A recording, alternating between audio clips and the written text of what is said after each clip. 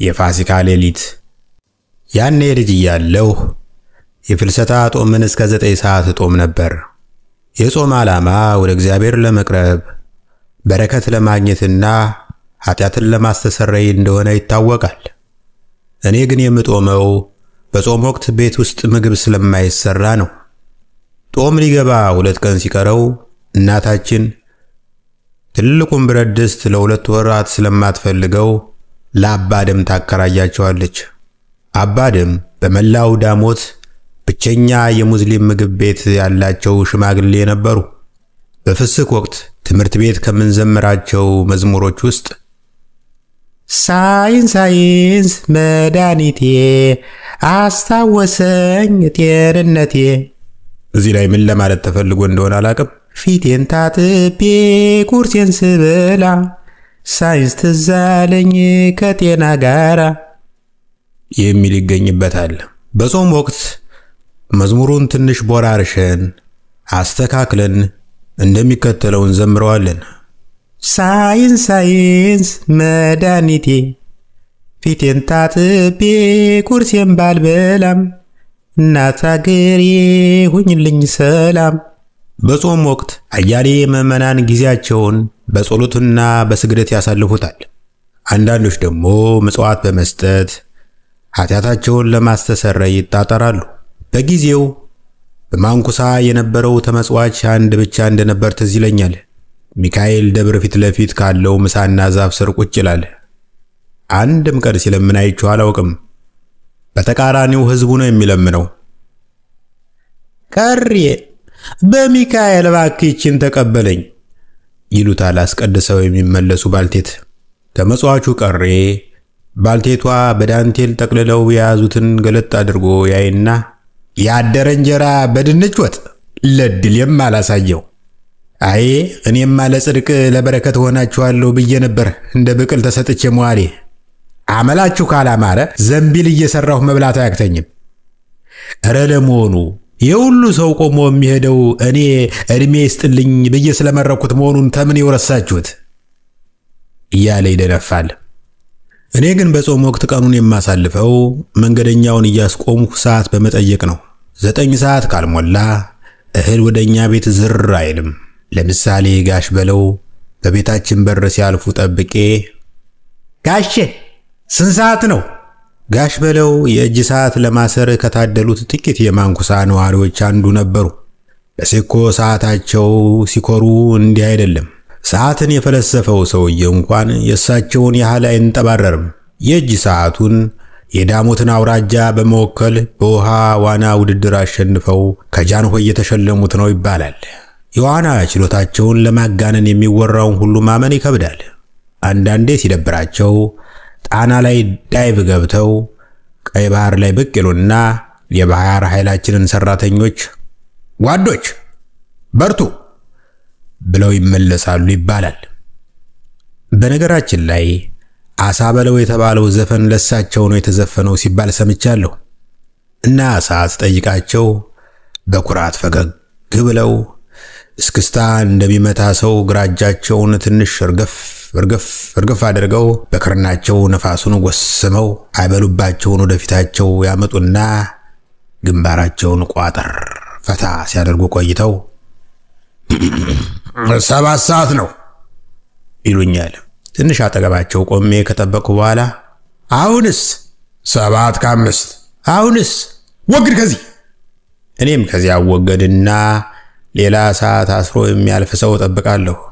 9 ሰዓት የሚባለው ነገር በስንት ጥበቃ እየተንቀራፈፈ ሪህ ያለበት ኤሊ እየጋለበ እስኪመጣ ድረስ ጠብቃለሁ። ጦም ሲታሰብ ፍስክ ትዝ ይለኛል። ፍስክን ሳስብ ትንሽ ወንድሜ ሞሴ ይመጣብኛል። ሞሴ እንቁላልን አጥብቆ ይወዳል። ሞሴ እንቁላል ከመውደዱ የተነሳ የሰጎን እንቁላል ከቤተክርስቲያን ጉልላት ላይ አውርዶ ቢበላ አይጠላም። በጊዜው እንቁላል የሚባል ነገር መኖሩ ትዝ የሚለን በሁለት አጋጣሚዎች ነበር። በሳይንስ ክፍለ ጊዜ ስለ ገንቢ ምግብ ስንማርና የፋሲካ ሌሊት እናታችን በትልቁ ሰታቴ የአጋም ፍሬ የመሰለ ዶሮ ወጥ ሰርታ 12 እንቁላል ትበትንበታለች። የሀገራችን ዶሮዎች ከላይ ጆፌ አሞራ እያንጃበበባቸው ከታች ጎረቤት በቀዝምዝም እያባረራቸው ተሳቀው ጭረው የሚጥሉት እንቁላል ከውሃ ብዬ አይበልጥም። እንዲያውም አንዳንዴ ከዶሮይቱ እንቁላል የዶሮይቱ አይን ይተልቃል።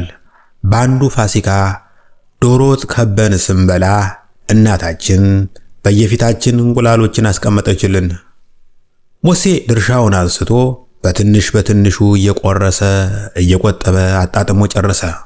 በጉንጩ ግድግዳ ላይ ተለክኮ የቀረውን የእንቁላል ቅሪት በምላሱ ጠርጎ አጣጣመ። ከዚያ እማዬ፣ አቤት ልጄ፣ የሚቀጥለው ፋሲካ ስንት ቀን ቀረው? ልጅ እያለን ከመወዳቸው በዓላት አንዱ መስቀል ነው። ዓመቱን ሙሉ ሰፈርተኛው በየወሩ የተወሰነ ብር ያዋጣል። በመዋጮ ብር የመስቀል ዋዜማ ሁለመናው ፍርምባና ሻኛ የሆነ በሬ ይገዛል። የመስቀል አነጋግ ላይ ከሰፈራችን ራስጌ ያለች ሜዳ ላይ ይታረዳል። ረፋር ላይ የአበባ ጉንጉን የመሳሰሉ የቅርጫ መደቦች ሜዳው ላይ ይደረደራሉ። ሚስቶች ከቅርጫው ያልገባውን እጅግ ምርጥ የሥጋ ብልት ቀነጫጭበው ወስደው አሳምረው ይከትፉታል።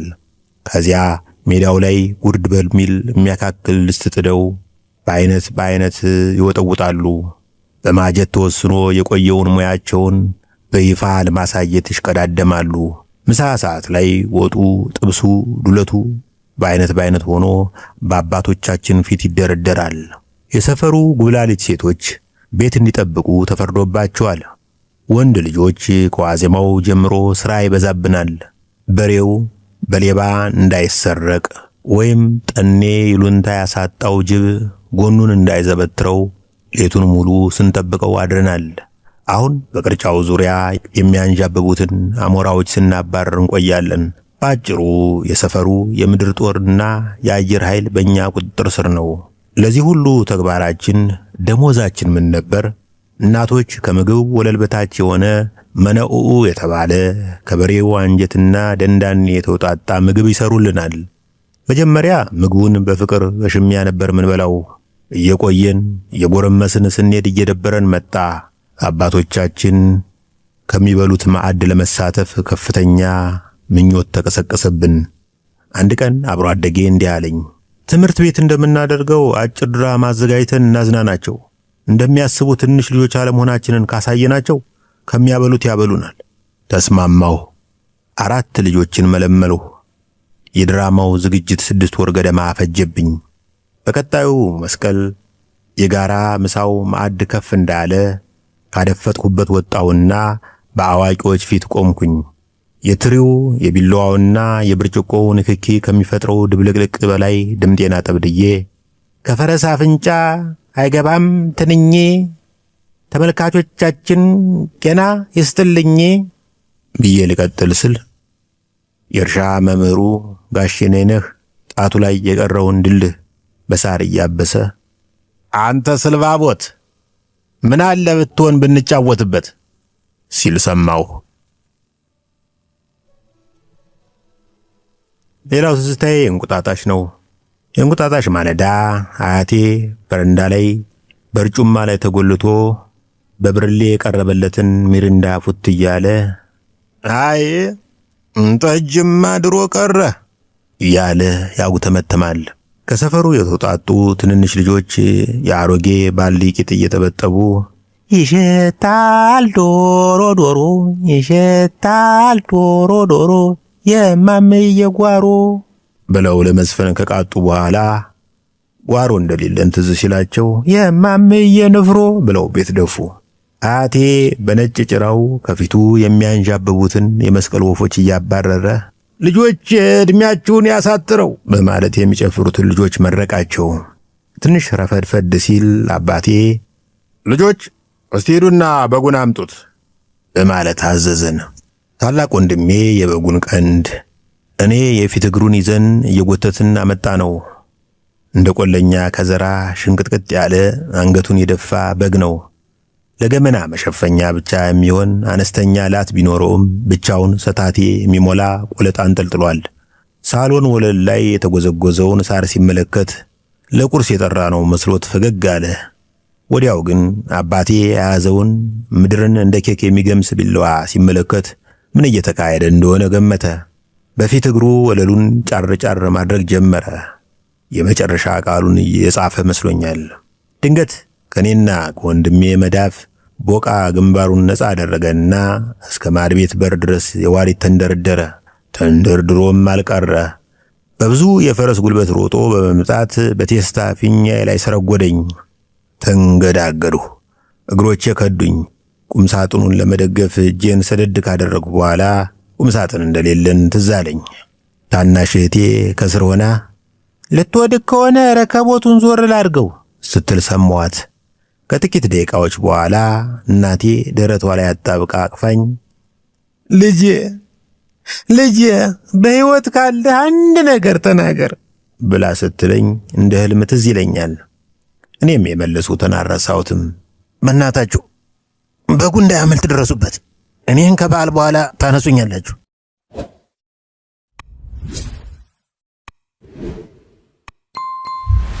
የደረጀ በላይነህን እናርክ። የይሁዳ ደብተር ደግሞ ርዕሱ። አስከሬኑን ሳየው አሳዘነኝ። ኩርምት ብሎ ወድቋል። ከዓይኑ ስር ቁልቁል ወደ ጉንጮቹ የወረደው እንባ መስመር ሰርቷል። ዓይኖቹ ተከድነው የታችኛው ከንፈሩ ቆስሏል።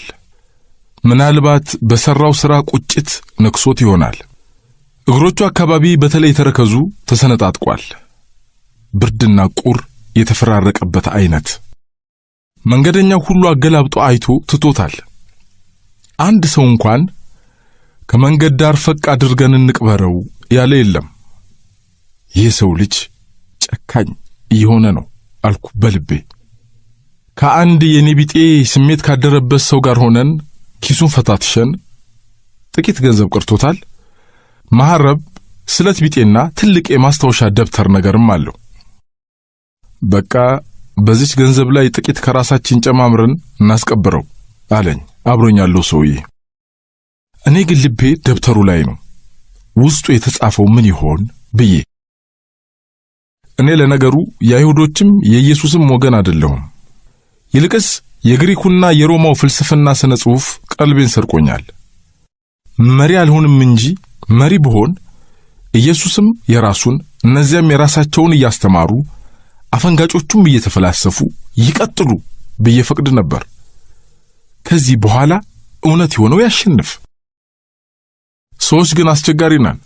የራሳችንን እውነት ማስተማር ብቻ ሳይሆን መጋት፣ ካልሆነም የማንፈልገው መግደል እንሻለን። ጎን ለጎን ትይዩነት የለም። ስለዚህ አይሁድ ኢየሱስ የሚባለው መምህር ከወንበዴዎች ጋር ሰቀሉት።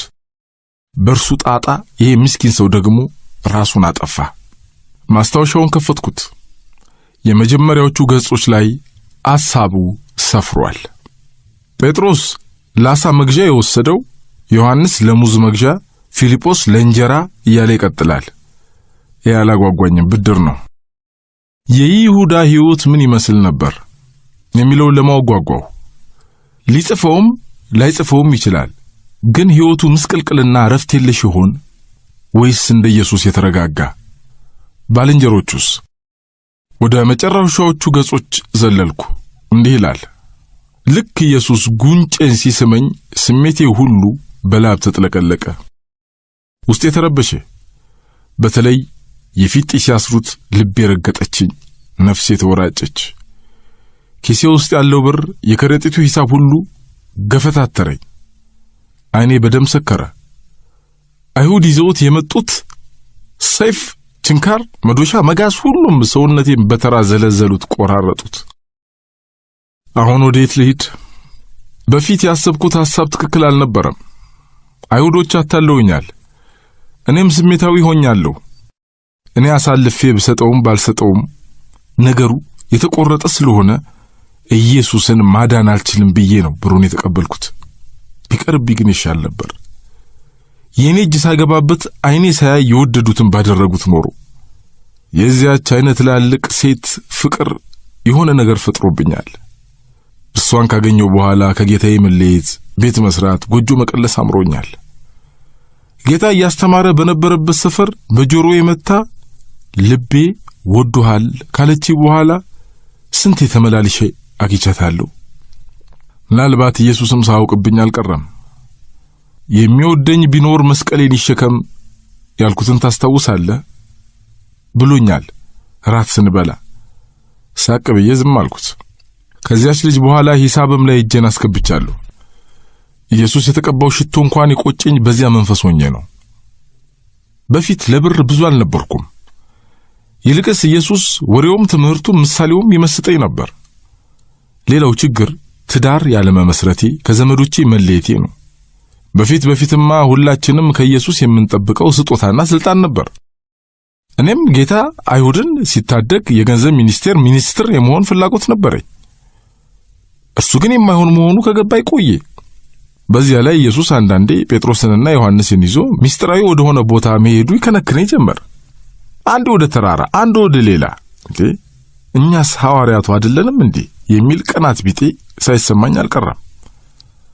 ማን ይሙት አሁን እኔ ከዚያ ቀሽቃጃ ጴጥሮስ እብሳለሁ? 10 ሐሳቡን ከሚቀያየር ወፈፌ ይሄ ሁሉ ያናድደኛል። አሁን ረፍት አጣሁ። ይሄን ምን ያደርጉት ይሆን? ጅራፍ ይዘዋል፣ ይገርፉታል፣ ሊሰቅሉትም ወስነዋል። እኔ ምን ነክቶኝ ነው ይሄን የፈጸምኩት? ገንዘቡ ምን ያደርግልኛል? እሺ መሬት ገዛሁበት፣ ከዚያስ? የኢየሱስ ስቃይና መከራስ ምናልባት በተአምር ራሱን ያስመልጥ ይሆን ብዬም አስቤ ነበር። ቆይቶ ቁርጥ ያለ መልስ ሰጡኝ። በቃ ተሰቅሏል። በቃ አሁን ከዚህ ሁሉ ጣጣ ከዚህ ሁሉ እሳት የሚገላግለኝ ገመድ ይዣለሁ። ተሰቅሎ ሳለ እንኳን ነፍሱ ሳትወጣ ይቅርታ ጠይቄው በነበር። የወደድኩትን ብር በፊቱ በትኜ ማረኝ ብለው ኖሮ ይሻለኝ ነበር። የይቅርታም ሰዓት ያልፋል ለካ፣ የንስሐም በር ይዘጋል ለካ። ያቺ ሴት እርሷም እኔን ትዳር አርጋ አብረን ልንኖር እየጠበቀች ነው። ቁንጅናና ጸባይ አላነሳት። አብረን ብንኖር ሰላም ቢሆን ደስ ባለኝ። ግን ጸጸቱ ኢየሱስ እሾህ ነስንሶብኝ ሄደ። ምናልባት በዚህ መሬት ላይ የሕፃናት ማሳደጊያ ሰርቼ የድሆችን ልጆች ባስተምርስ ብዬ ነበር። እርም ነው ደግሞ ብሩ የደም የንጹህ ሰው ደም። ምናልባት ደግሞ መሞቴ ካልቀረ ከጌታስ ጋር ብሰቀል ከነበደሌ ከመሞት በይቅርታ መንፈስ በንጽህና ብሰናበት። ዮሐንስ አይሸሽም። ጴጥሮስ እርግጠኛ ነኝ ሀገር ለቆ ይጠፋል። ያዕቆብስ ጉዳቸው ፈላ። ወዴት ነው የሚሄዱት? አንዲት እንኳን ቅርስ የላቸው። ስራቸውን አቁመዋል። አሳ አጥማጆች እንኳን አሳ ሲያሰግሩ ቢሄዱ ሞታቸው ላይ ሌሎች ሰዎች ተተክተው አያሰሯቸው። ኢየሱስ ግን ምን ማለቱ ነው? ሰውን ከየእንጀራው ነቅሎ ሲያበቃ በታትኗቸው የሚሞተው ግን ለሞቱ የኔም እጅ አለበት። አሁን ቀጣዩ ነገር ምን ይሆናል? ሀገራችን መለዋ ምንድን ነው? ጉዳችን ፈላ። እኔ እንኳን ጉዴ አሁን ብቻ ነው። ጓደኞችስ? ዝም ብዬ ቆይ ከዚህ ቆንጆ ኮረዳ ጋር ብኖርስ? እሷ አቅፍ ውስጥ ሆኜ አመልጣለሁ ወይስ ጸጸት ከብብቷ ስር ቆፍሮ ያወጣኛል? አሁን በጊዜ ራሴን ማሸሽ አለብኝ። ከዚህ ሁሉ ጣጣ መውጣት ይጠበቅብኛል። ለ3 ዓመታት ያበላኝና ያጠጣኝን ጌታዬን ሸጫለሁ። አሁን የሕዝቡ ነቀፋ እንዴት ያኖረኛል? መዘባበቻ መሆኔ ነው። አረምባ ያቃጠለኝ ጉንጭ ብቻ አይደለም አይኖቼን። ምህረት ከማን መቀበል እችላለሁ? ኢየሱስ እንደሆነ አለፈ። አረ ወይኔ ይሁዳ፣ አረ ወይኔ፣ አረ የተረገስክ ቀን፣ አረ እንደው የተረገስክ ቀን በእናት ማህፀን ውሃ ሆነ በቀረህ ጥሩ ነበር። አማራጭ የለኝም። ራሴን ማስወገድ አለብኝ። ሰዎች ይሁዳ ጨካኝ ነው እንደሚሉኝ አውቃለሁ። ጨካኝ ግን አይደለሁም። እኔ ራሴን የምገርፍ ጅራፍ ነኝ። እድለቢስ ነኝ። እንደኔ ላለው ማን ያዝንለታል? ባገኘው የሚያዝንልኝና የሚረዳኝ ያው ራሱ ኢየሱስ ነበር። ግን እርሱንም አስወገዱት። የሰው ልጅ ከመነጋገር ይልቅ ባላንጣውን በማስወገድ ግን ለምን ያምናል? ኢየሱስ ወጣት ነው።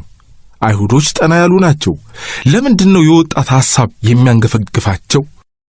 የበለጠ ልምድ አለን ካሉ ለምን ተከራክረው ያሳመኑትም? ለነገሩ መነጋገር መቻል ቀላል ነው እንዴ? ወይኔ ያቺ ቆንጆ ፍቅረኛዬ መሬቱን ልታይ ትመጣለች። ግን እኔ ከእርሷ ጋር ከንፈር የምናጠቅበት ልብ የለኝም። ውስጤ ጭቀቀት ነው። ደሜ ቆሽሿል። ሳቋ አያጓጓኝም። ድምጿ እንደ ድሮ አያሰክረኝም። አካሄዱ አይናፍቀኝም። ምን ነበር ያለችኝ በቀደም? በመጪው ዓመት ሙሽራዬ ተብሎ እየተደለቀልን ቤታችን እንገባለን አይደል ነበር ያለችኝ። ያጓጓል። ከእርሷ ጋር መኖር ያጓጓል። ከኢየሱስም ጋር መኖር ደስ ይላል ከነገደብ አገደቡ። አሁን ግን ውስጤ ከድንኳኑ ኑሮ ወደ ጎጆ ምስረታ እያጋደለ ነው። እርሱ ነው እዚህ ጣጣ ውስጥ ያስገባኝ። ፈጣሪ የፈጠራቸው ነገሮች መልሰው ለኛ እንቅፋት ይሆናሉ። እንዴት? የትራፊክ ምልክቶቹም ብዙ ናቸው። ቢሆንም እንኳን ከሙሴ ዘመን አመለጥኩ ብዬ አስብ ነበር በድንጋይ መወገር ፈርቼ። ግን የባሰው ቀን መጣ። ገመዴን ቋጥሬ ልገላገል። ድንቄም ግልግል። ይሁዳ ጨካይ ነው ቢሉኝም በራሴ ላይ ነው። ጨካይ በሆንና ደንደሳም ልብ ቢኖረኝ ጮማዬን እየቆረጥኩ ይችን ሸበላ ቅፌ ኖር ነበር። እድለቢስ ነኝ። እምባዬ በጉንጬ ሲወርድ እንድናስቀብረው ሐሳብ ያመጣው ሰውዬም አለቀሰ። ደብዳቤውን ሰጠሁት። ምን አለ ራሱን ባያጠፋ። ይሁዳ ህሊና ያለው ሰው ነበር። 1000 ሰው ገለው 1000 ሰው አስገድለው የሚኖሩ ቱጃሮች ሞልተው የለ እንዴ በዚህ ዘመን ሳይቀር? ስንቶቹን ለስልጣን ገለው ምንም ሳይመስላቸው ቀብረር ብለው የሚኖሩ ሞልተው የለ እንዴ? ይሁዳ ግን ህሊና ያለው ንጹህ ሰው ስለሆነ አንድ ሰው ስለገደለ ተጸጽቶ ራሱን አጠፋ። ቀና ነበር ይሁዳ። መቃብር ገዛንለት። ማስታወሻውን ያዝ ነው። መርፌና ሰንጢ አብሮት ተቀበረ። ወዲያው አንዲት ቆንጆ ልጅ መጣች። ወይኔ ጉዳረከኝ አታለልከኝ። አገር ምድሩን አውናጋችሁ። ልናረጋጋት ብንሞክርም አልቻልንም። ውሸታም ነው። ካዲ ነው። ሜዳ ላይ ጣልከኝ ትላለች፣ አሳፈርከኝ ትላለች፣ ካዲነህ ትላለች ደጋግማ። አይዞሽ ብዬ እንደማቀፍ አረኳት። ሁዴን አባባችሁ። ሰውየው ቸኩሎ ይሁን ወይም ለቅሶ አስጠልቶት አላቅም፣ ብቻ ጥሎን ሄደ። አብሬያቱ አልኩ። ብቸኝነቴን አስታወሰኝ። የኔም ውስጥ ሰው ተርቧል። ይሁዳ እድለኛ ነበር አልኩ። አመለጠው። ይቺ ሴት እንኳን ያንድ ሰው ነፍስ ዓለምን ታስረሳለች። የራሷ ፀሐይ፣ የራሷ ከዋክብት አሏት። ተጠጋዋት፣ ዘመድ አደረኳት። ቀስ በቀስ እኔም እርሷም የይሁዳን ሐዘን ረሳ ነው። ይሁዳም ትንሽ ቢቆይ የኢየሱስን ጸጸት ይረሳው ነበር። ቸኮለ። አረ ግን እንኳን ቸኮለ፣ ግን እንኳን አረሳ፣ እንኳን ሞተ። ይችን ውድ ሴት የታገኝ ነበር? ለሰው ደግ ማሰብ ጥሩ ነው። እዚህ መቃብር ቦታ የሕይወቴ ፀሐይ ወጣች። እሰይ! እንኳን ይሁዳ ሞተ። የይሁዳ አበባ የኔ ሆነች። አይታያችሁም እንጂ እቅፍ አድርጌ እየሳምኳት ነው። ተኝታ